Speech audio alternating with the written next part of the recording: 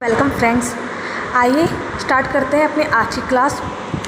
बोला गया है, यदि कोई वस्तु अपनी परिवेश के संबंध में अपनी स्थिति को नहीं बदलता है तो उसे क्या कहा जाता है। ठीक है, ऑप्शन देख लेते हैं। फर्स्ट ऑप्शन है वस्तु का गति में होना, सेकंड ऑप्शन है वस्तु का विश्राम में होना, थर्ड ऑप्शन है स्पीड यानी कि गति, और फोर्थ ऑप्शन है वेलोसिटी यानी कि वेग।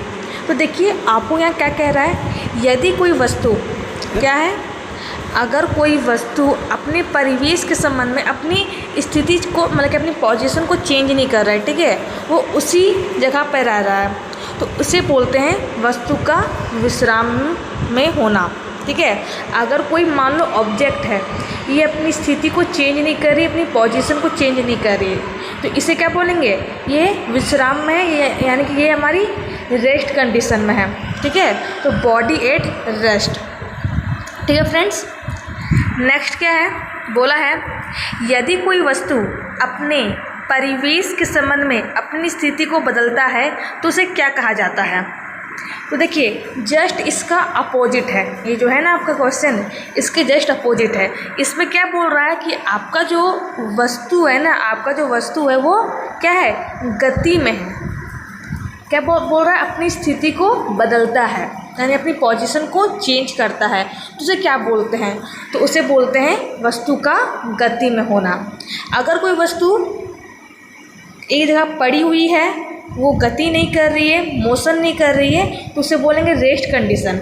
अगर कोई वस्तु गति कर रही है तो उसे बोलेंगे वस्तु का गति में होना यानी कि बॉडी एट मोशन। ठीक है फ्रेंड्स, इसका राइट आंसर है बी।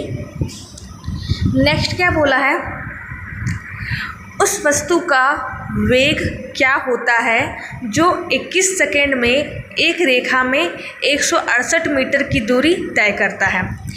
तो सिंपल सी बात है, आपको बोला है वेलोसिटी निकालने के लिए। अगर आपको वेलोसिटी का फॉर्मूला यानी कि वेग का सूत्र पता है तो आप निकाल सकते हैं। क्या होता है, वेग बराबर होता है आपका विस्थापन बटा समय। क्या होता है, विस्थापन बटा समय। ठीक है फ्रेंड्स, तो विस्थापन कितना दिया है यहाँ पर, 168 मीटर दिया है, 168 बटा समय कितना है, 21 सेकेंड। काटो इसे, 7 3 जा 21, 7 2 जा 14, 2 गया बना 28, 7 4 जा 28, 3 1 जा 3, 3 8 जा 24। कितना आया हमारा, 8 आया है, यानी कि 8 मीटर प्रति सेकेंड इसका राइट आंसर होगा। ठीक है, ठीक है, कोई दिक्कत नहीं है। नेक्स्ट क्या है आपका, बोला है एक 80 मीटर लंबी ट्रेन की गति क्या होगी जो 20 सेकेंड में 120 लंबे यानी 120 मीटर लंबे प्लेटफॉर्म से गुजरती है। तो आपको इसमें सेम स्पीड निकालने के लिए बोला गया है। याद रखना है, स्पीड और वेलोसिटी दोनों सेम चीज़ है, बस स्पीड का फॉर्मूला क्या होता है, डिस्टेंस अपॉन टाइम यानी कि दूरी बटा समय, और वेलोसिटी का फॉर्मूला क्या होता है, डिस्प्लेसमेंट अपॉन टाइम यानी कि उसका मतलब क्या होता है, यानी कि विस्थापन बटा समय। ठीक है फ्रेंड्स, तो आपको बोला स्पीड निकालने के लिए यानी कि चाल निकालने के लिए।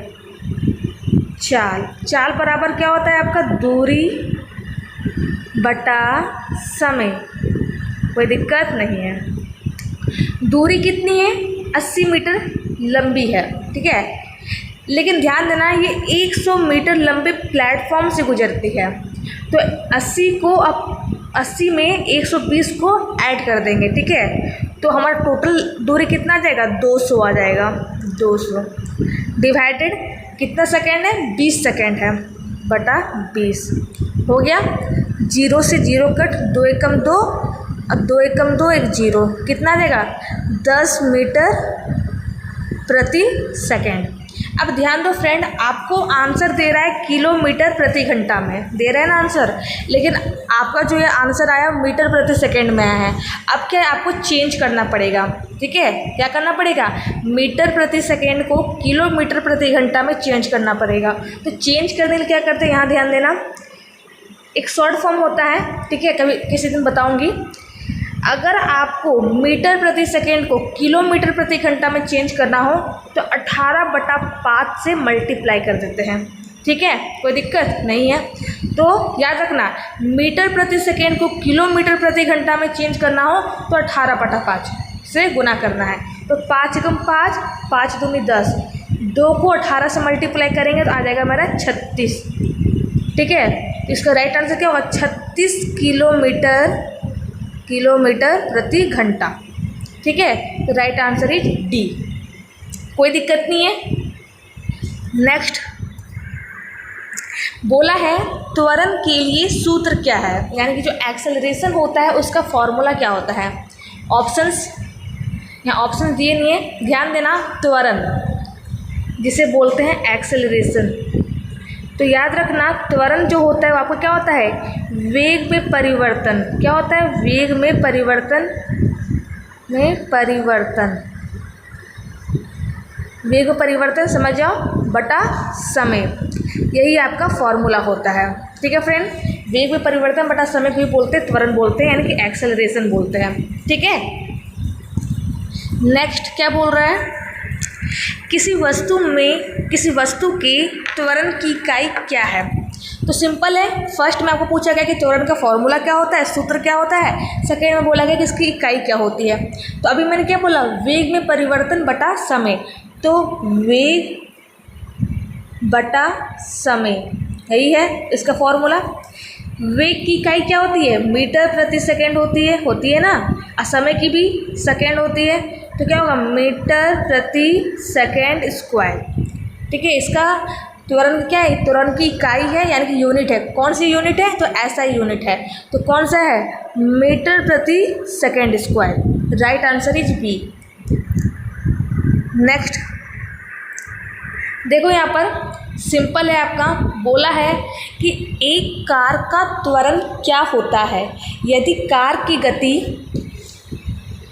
1 मिनट में 25 किलोमीटर प्रति घंटा से बढ़कर 40 किलोमीटर प्रति घंटा हो जाती है। तो याद रखना फ्रेंड, एक क्या बोल रहा है? कई कार है, सिंपल सी बात, उसकी पहली स्पीड कितनी थी? 25 थी, यानी कि उसकी जो स्पीड थी 25 थी, बाद में उसकी स्पीड बढ़ गई। ठीक है, और बढ़ करके 40 हो गई ना 40। तो आपको बोल रहा है वो कितने मिनट में? 1 मिनट में।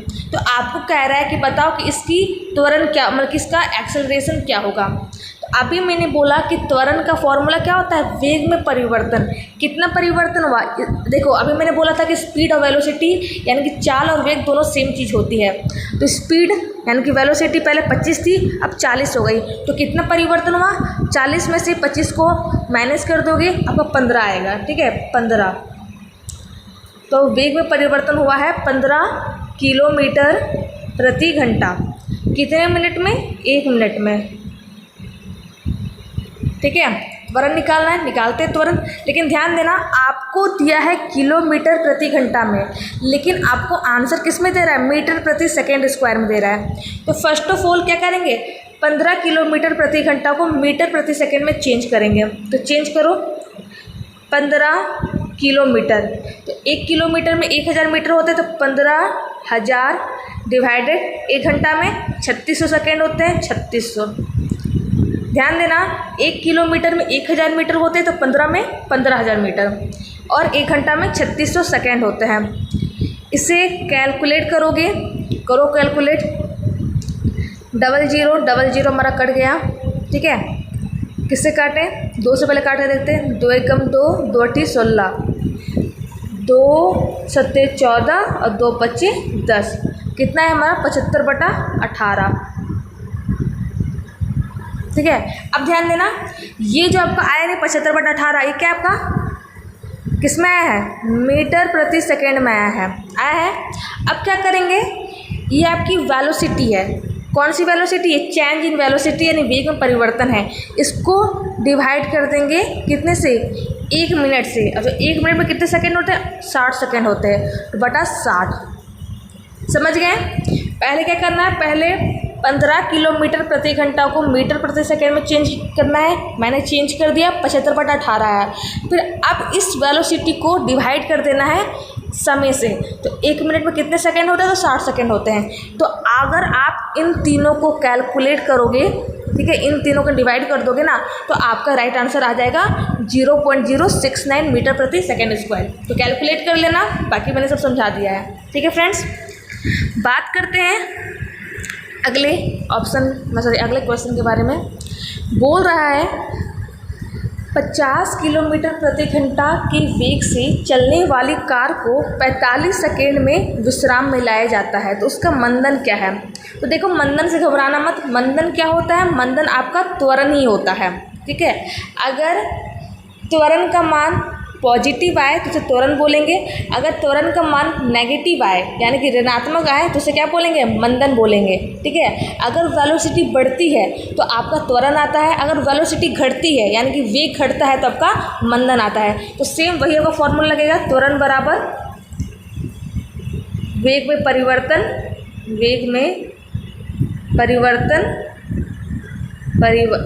परिवर्तन बटा समय। तो ये फॉर्मूला लगा देना, ये आपका आंसर आ जाएगा। ठीक है, नेक्स्ट क्या है?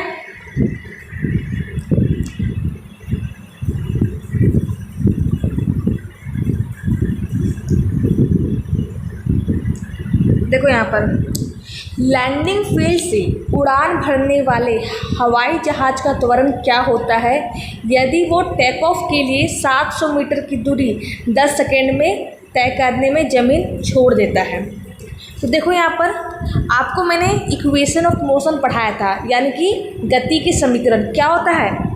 v बराबर u plus a t, s बराबर u t plus half a t square और v square equal to u square plus 2as। ठीक है, जहाँ v क्या है? आपका अंतिम वेग है, लिख लेना कॉपी में जिसके पास नहीं है। u क्या है? आपका प्रारंभिक वेग है। s क्या है? आपका विस्थापन है। ठीक है, a क्या है? आपका त्वरण है और t क्या है? आपका समय है। ठीक है फ्रेंड्स, तो इन तीनों इक्वेशन में से एक इक्वेशन यानी कि इन तीनों समीकरण में से एक समीकरण आपका इस क्वेश्चन में लगेगा। तो कौन सा लगेगा? ये सेकेंड वाला लगेगा। क्यों लगेगा मैं बता देती हूँ। ठीक है, इसे मैं रफ करती हूँ। देखो पहले क्या बोल रहा है, फॉर्मूला क्या है? s बराबर u t plus half a t square. क्या बोल रहा है कि हवाई जहाज का त्वरण क्या होगा, यानी कि आपको a निकालना है। यदि वो टेक ऑफ के लिए 700 मीटर की दूरी, यानी कि आपको s दे दिया है 700 मीटर। ठीक है, दूरी 10 सेकेंड में छोड़ देता, टाइम दे दिया है 10 सेकेंड। आपको दो चीज़ दे दी है, आपका जो प्रारंभिक वेग होगा यानी कि u जो होगा वो आपका 0 होगा, याद रखना। क्यों होगा? क्योंकि लैंडिंग फील्ड से जो उड़ान भरती है ना, तो उस टाइम इसकी वेलोसिटी क्या होगी? 0 होगी। ठीक है, तो लगाते हैं फॉर्मूला। तो 700 गुने u कितना है? u आपका 0 है। अगर 0 को 10 से मल्टीप्लाई करेंगे तो आपका 0 ही आएगा। ठीक है, तो ut का मान कितना हो गया? 0 प्लस हाफ इंटू a कितना है? a आपको निकालना है, सॉरी। और t कितना है? t आपका है 10, यानी 10 का स्क्वायर यानी कि 100। ठीक है, तो 2 एकम 2, 2 पच्चीस 10 और 50, कोई दिक्कत नहीं है। अब क्या होगा? 0 से 0 हमारा कट हो गया ना। 5 एकम 5, 5 एकम 5, 2 गया बना 20, 5 चौके 20, यानी कि a का मान कितना आ गया? 14 मीटर प्रति second square. Right answer is D. कोई दिक्कत नहीं है। चलिए नेक्स्ट, किसी पत्थर की अधिकतम ऊंचाई क्या होगी यदि उसे 20 मीटर प्रति सेकेंड के वेग से ऊपर की ओर फेंका जाए? ठीक है, जिसमें आपको स्मॉल जी का मान यानी ग्रेविटी का मान दे दिया है 10 मीटर प्रति सेकेंड स्क्वायर। तो देखो आपको क्या कह रहा है कि एक क्या है? आपका रेफरेंस है। क्या है? रेफरेंस है, यानी कि ज़मीन का तल है। ठीक है, इसमें क्या है? पत्थर को ऊपर की ओर फेंका गया। पत्थर है ना, एक पत्थर है, इसको ऊपर की ओर फेंका गया, तो इसकी अधिकतम ऊंचाई क्या होगी, यानी इसका h का मान क्या होगा? ठीक है, यदि इसे 20 मीटर प्रति सेकेंड के वेग से ऊपर की ओर फेंका गया। किस वेग से? यानी कि इसका जो प्रारंभिक वेग है वो कितना है, 20 मीटर प्रति सेकंड है। समझे फ्रेंड? ध्यान देना, एक पत्थर था आपके पास, पत्थर को ऊपर की ओर फेंका गया, तो आपने पत्थर को इस वेग से, इस वेलोसिटी से ऊपर की ओर फेंका, ठीक है। तो इसकी अधिकतम ऊंचाई क्या होगी? अब ध्यान देना, आप कोई भी पत्थर को ट्राई करना कभी घर पर, लेकिन किसी के ऊपर ट्राई मत कर देना। अगर आप किसी पत्थर को ऊपर की ओर फेंकोगे ना, तो जब तक इस पत्थर की वेलोसिटी 0 नहीं होगी तब तक ये रुकेगा नहीं। समझे बात को? ठीक है, तब तक ये जाकर के ऊपर रुकेगा नहीं। अगर जब इसकी वेलोसिटी 0 हो जाएगी ना, तब ये ऊपर जाकर के रुक जाएगा। क्योंकि अगर किसी भी वस्तु की वेलोसिटी होती है तब तक वो मोशन करते रहता है, ठीक है। तो इसकी वेलोसिटी क्या होगी, जब तक 0 नहीं होगी तब तक ये रुकेगा नहीं। तो मान लो कि इसकी वेलोसिटी यहाँ पर 0 हो गई है, ये यहाँ पर आकर के रुक गया है, तो इसकी ऊंचाई क्या होगी? ठीक है, तो वही इक्वेशन ऑफ मोशन लगेगा। कौन सा लगेगा? देखो, आपको h निकालना है ना, तो एक फॉर्मूला होता है h बराबर ut plus half GT²।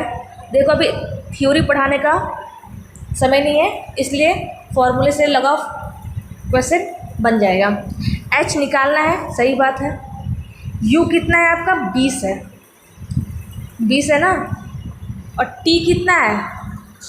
t आपको दिया है। फ्रेंड, ये फॉर्मूला सही नहीं, मतलब कि इस पर सूट नहीं हो रहा, सुटेबल नहीं हो रहा, क्योंकि देखो आपको t के मान जानना है। यहाँ पर t यानी कि समय के बारे में कुछ बोला नहीं गया है, ठीक है। तो ये फॉर्मूला नहीं होगा, इसे यानी कि काट देते हैं। मैं फिर से क्लियर करती हूँ।